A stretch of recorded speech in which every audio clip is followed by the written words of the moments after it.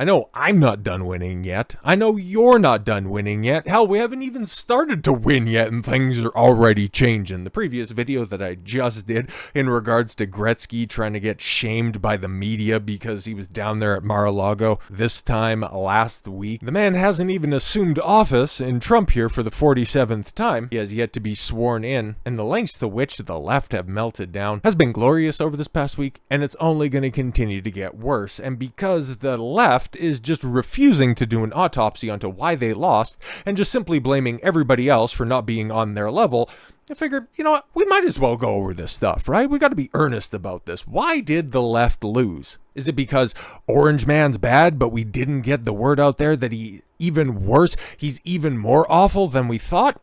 No, not quite. Maybe it's just this, that Kamala Harris was the worst candidate ever. Tim Walz is the worst vice presidential candidate ever. Your ideas that you hinged your entire campaign on weren't nearly as popular as you thought that they were. And in fact, you ran an old-ass campaign. Trump took the advice, something that I have been saying for a long time and many other people have as well. Instead of going on Fox News, instead of doing, your 60 minutes sit down or your 2020 expose, hop on some podcasts, man. Go to the places that your base preoccupy. Have these conversations that you can have on Rogan that you couldn't possibly have on the nightly news. Go and talk unscripted with Theo Vaughn for hours on end and just opine on different topics and different ideals that you think are interesting, that he thinks are interesting. But David Muir would rather just shame you for some out of context clips from years ago. Looking at the Trump campaign and the way that he ran the last 6 months, I mean, it's really hard to find anything post mugshot that he did wrong.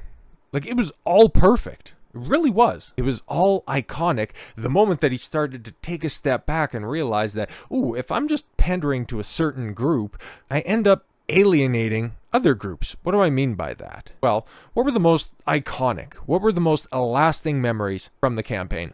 Obviously, getting shot. Like, that's pretty high up there. The McDonald's stunt. Oh, did you know? And especially the way that the media came back at that. Oh, did you know that that was fake? You didn't actually work at McDonald's? Yeah, that's fine. But the iconography will live on forever. And then, of course, the garbage truck stunt. What was the best takeaway from that? Oh, he had a tough time getting into the truck. Yeah, it's like, okay. And Kamala has a tough time delivering an unscripted speech for more than 10 minutes. Like, what are we doing here? You end up looking like jackasses, and now everybody could see it. Everyone can see it. Because you got this little graph that's right here. Okay, it's captioned by the rabbit hole. What's notable about the Trump victory is that it happened despite biased legacy media coverage, which, yeah, it's been bad forever. I'm surprised 2016 isn't on there at all, which I would imagine was probably even worse than anything else. But I guess, before Trump got taken seriously, before he started to win a bunch of states in the primaries, they were pretty affable towards him. I mean, take a look at what was happening on The View prior to, like Iowa and Super Tuesday. New media, like X, podcasts, help circumvent the narrative gatekeepers so people could hear the other side. I'm not sure if this outcome would have been possible otherwise. Yeah, exactly, because Trump started to become a much more universal figure as opposed to the person that the media was filtering him out to be. And that's what was so much better about this campaign than 2020 or 2016. He cut through the noise even when it was most pervasive and loud, and he won. He won bigly. We're very thankful for that. I mean, Biden getting 66% positive coverage in 2020 and Trump only getting 8% positive coverage. That's incredibly crazy. 2008, well, I'll be completely honest. Yeah, a lot of that was heaped towards Sarah Palin and her utmost stupidity that was, blown completely and totally out of proportion. But I guess if they were doing, remarking on a John McCain jumping jack challenge in 2008. Don't really know how positive you could have been for that old war hawk. But this also shows that there's always been a bias. And while mainstream media could get away with it for a long old time, over the past 3 election cycles, they have sold their credibility down the river. And, well, is anybody going to cry?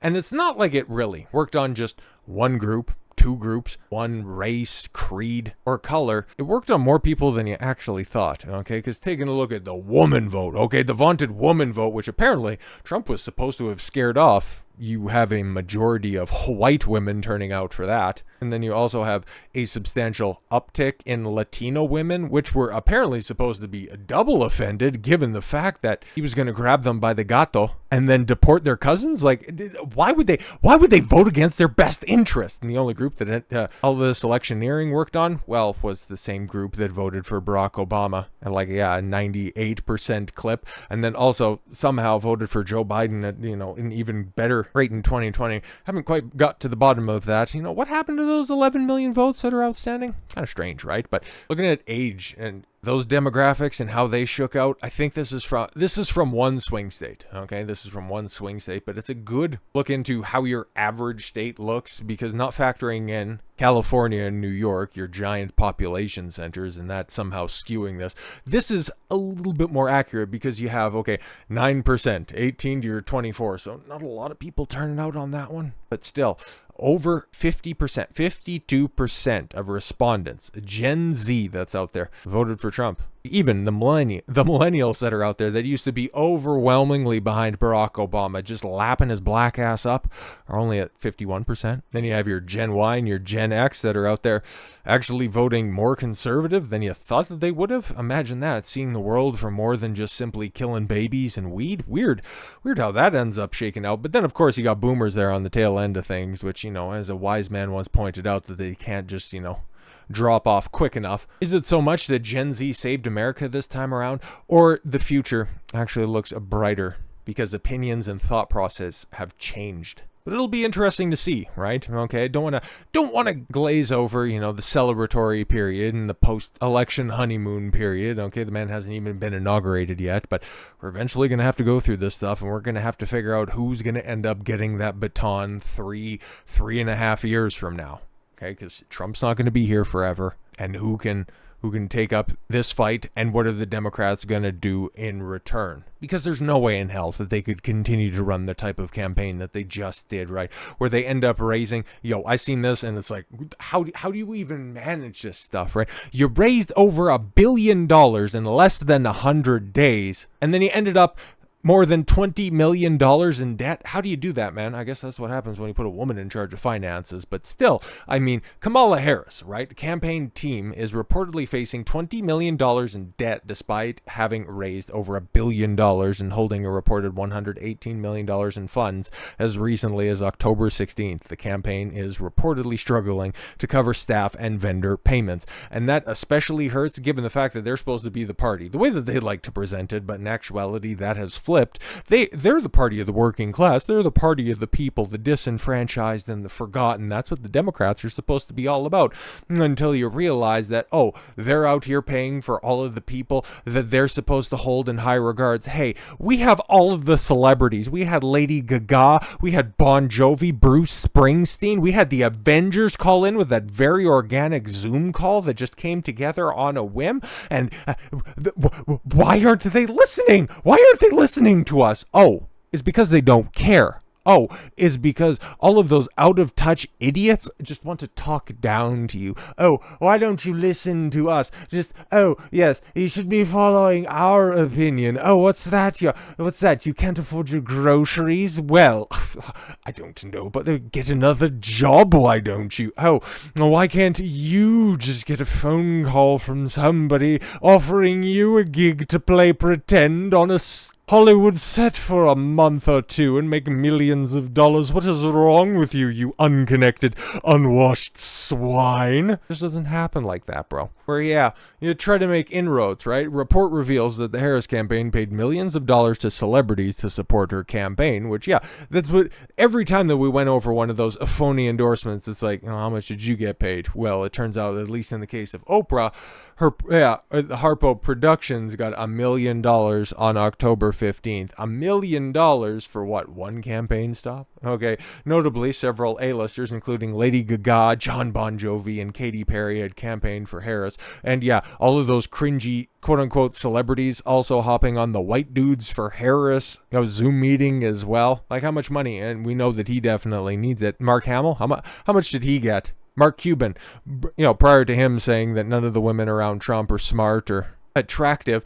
How much money did he take in? And it's interesting, right? Because Oprah's a billionaire. So is Mark Cuban. So are a couple of the other people that, were out there really stumping. And especially take a look at the donors. How, of course, did she get $1 billion in a war chest? Yeah, because more billionaires and Wall Street were backing the Democrats. It's almost like they can't see. They're the ones that are actually stuck in an echo chamber, not everybody else. Maybe it's because the other side of this equation, the Republican side of this stuff, have to engage with the rest of the world because it is still dominated by all of these freaks that think that they have the answers, that their default position is the correct position, not reconciling that, all of their little pet projects just aren't that popular. Meanwhile, reports claimed that the Harris campaign invested heavily in media appearances, spending 6 figures to build a set for an interview on Call Her Daddy. Wow. Okay, so you sat down with a whore for 45 minutes on an interview that is yet to eclipse 1 million views, which is crazy to think about. And you spent you spent 6 digits, $250,000. Let's just put it right there. I'm probably lowballing it on this one. To build a set that looked like that? What are we doing? Campaign also allocated up to $20 million for targeted efforts in swing states close to the election, according to the New York Post. Previously, the Times had reported that the Harris team spent substantial funds flying banners over NFL games to attract male voters in swing states. In a similar move, The Guardian highlighted the Harris campaign spent $450,000 per day on ads displayed on the Las Vegas sphere to appeal to Nevada voters. That's wild. Despite these costly strategies, the anticipated impact on voter support appeared limited. Yeah, campaign's concert for the vote. That was the day before? I think that was the Sunday before the election, right? Okay. Yeah, Bon Jovi in Detroit, Christina Aguilera in Vegas, Katy Perry in Pittsburgh, Lady Gaga in Philly, and then, of course, all along the campaign trail, which one of the most disgusting displays, and I think more or less, I bet it probably turned more people off than actually turned them onto the Harris campaign, was Meg the Stallion hopping up on stage, twerking. It's like, what are we at? Are we at the Salvation Army, or is this supposed to be some kind of political event? Like, what are we doing out here, bro? But their lack of understanding, okay? The media and celebrity understanding that people don't actually care what you have to say. There's a reason that there has been a dwindling number of A-list celebrities, real movie stars over the past 10, 15 years, because it's one of those things that you could say, directly linking to social media. There used to be a mystique. There used to be a level of separation between the people that you would see on the screen from their actual real life persona. The only time that you'd be able to check in with them was on like a David Letterman, Jay Leno, going back a little further than that, Dick Cavett, Johnny Carson interview. And yeah, you'd get little pre-recorded and, pre-rehearsed interviews, and yeah, they seemed like affable individuals. They would come across a little bit more approachable than they do now when they're just ranting and raving all over social media, like so many people that are on this list right here, the people that are supposed to be leaving the country, heading to Canada, heading to the UK: Alec Baldwin, Whoopi Goldberg, John Legend, Chrissy Teigen, Rob Reiner, Cher, Barbara Streisand, Hillary Clinton, Nancy Pelosi. The list goes on and on. This is a not exhaustive list, but it shows you right here that with all of these high profile people, that names that you recognize, supporting Kamala Harris, and she could only come up with 10, 11 million votes less than the most popular president of all time, and Joe Biden. I'm not shocked. There has also been no introspection, because on top of the liberal freaks that are screaming at the top of their lungs that how could this happen, and oh my god, now there's an all-out war on women, my handmaiden's tale nonsense. The only people that are handling this worse are the media elites. Is The View on a daily basis. What is it? 3 or 4 days straight where they've just spent their entire hour on TV spurging out? Whereas like you just aren't going to learn. You're going to continue to double, triple, quadruple down and drive your political party right through the floor. It's crazy to see. And it's definitely even more crazy to see how the hopes of the Democrat Party are so inexorably linked with mainstream media. Why do you think that they puffed them up so much in the past 20 years?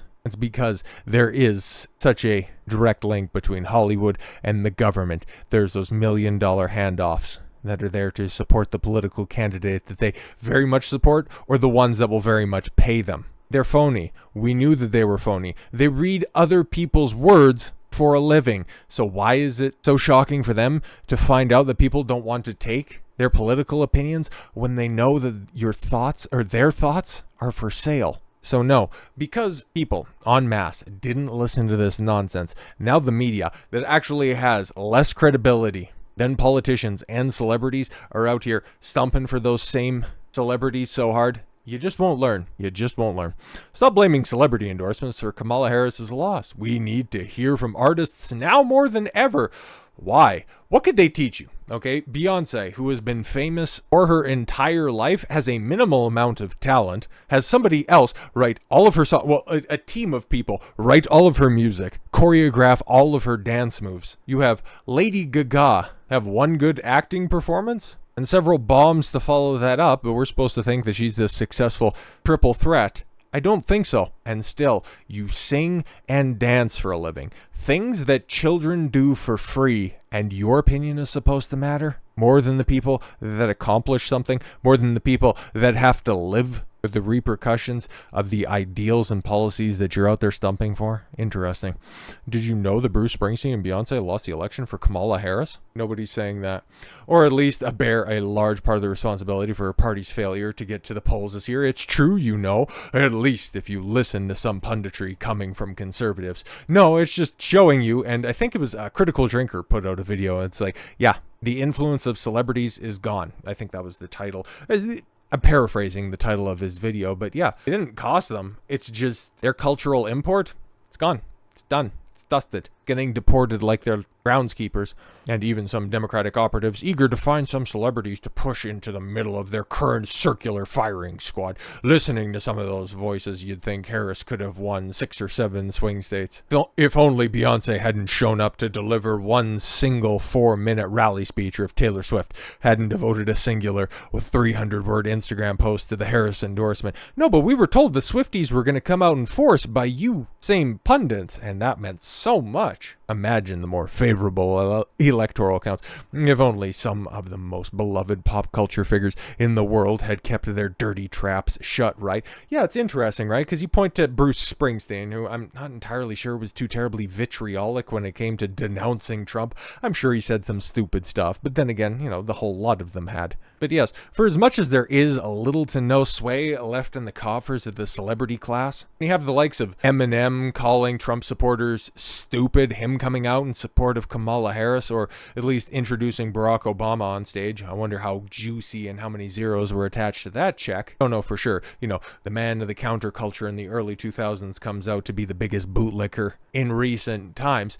When you have somebody who is that polarizing to a great group of people, that's when you start to get people painting with a broad brush. I'm sure Beyonce's fine, even though I remember the Ban Bossy campaign. Do you? I bet you probably do. Or Lady Gaga during 2020 doing that cringe ad where she was in camo cracking open a beer next to a pickup truck, like thinking that that's what the common people do. They're so out of touch. If they want to advocate for their own position, if they've earnestly arrived at the position where they think that the Democrat Party is the best for America, fantastic, good for you. Go about your day. If you're asked your political opinion, offer it, but instead proselytizing simply isn't the way to move forward. You've seen that with Wayne Gretzky. He went and supported Trump at Mar-a-Lago, wasn't forcing his opinions on anybody else. But the moment that the celebrity, the out of touch, above everybody else, the air of authenticity snuffed out by the air of entitlement starts to come out, people won't flock to it. They will instead be repulsed by it, and that's why you end up with so many hurt feelings, so many people